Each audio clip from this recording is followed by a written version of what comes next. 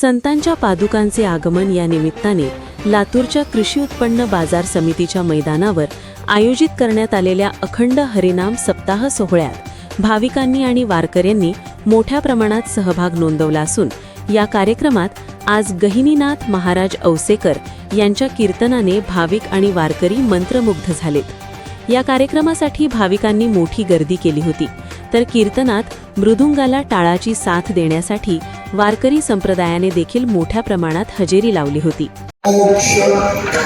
ऐशी साक्ष बहुतांची वैष्णवांचा माल खरा, दुरदुरा वस्तूसे भस्म दंड नरगे काठी, तीर्था आटी भ्रमण वैष्णवांचा माल खरा, दुरदुरा वस्तूसे तुका म्हणे आडकाठी, तुका म्हणे आडकाठी नाही भेटी देवाच्या, वैष्णवांचा माल खरा, दुरदुरा वस्तूसे विठ्ठला।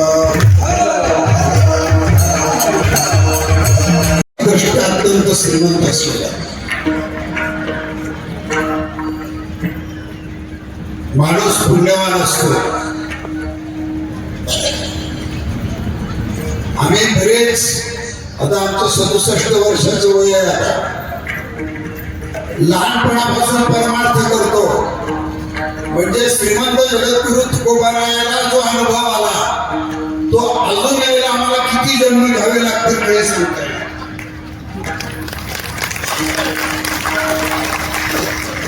कारण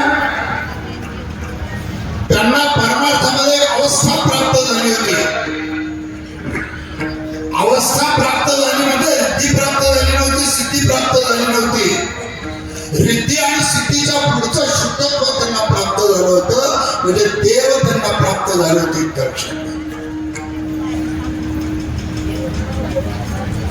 लोकांना असं वाटतं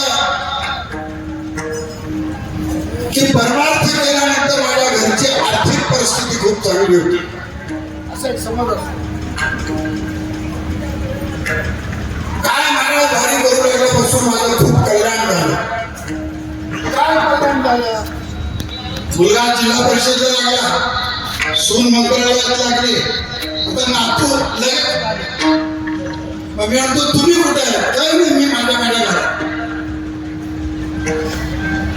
पण परमार्थात ही अवस्था नाही आहे।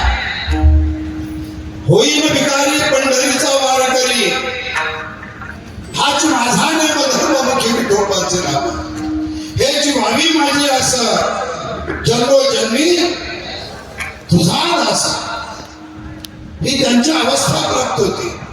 म्हणून मी नेहमी सांगत असतो, परमार्थात व्यवस्था लागत नाही, परमार्थात अवस्था लागते।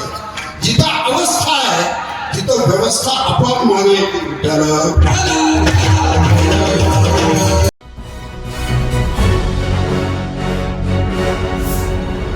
Thanks for watching Ekmat Digital.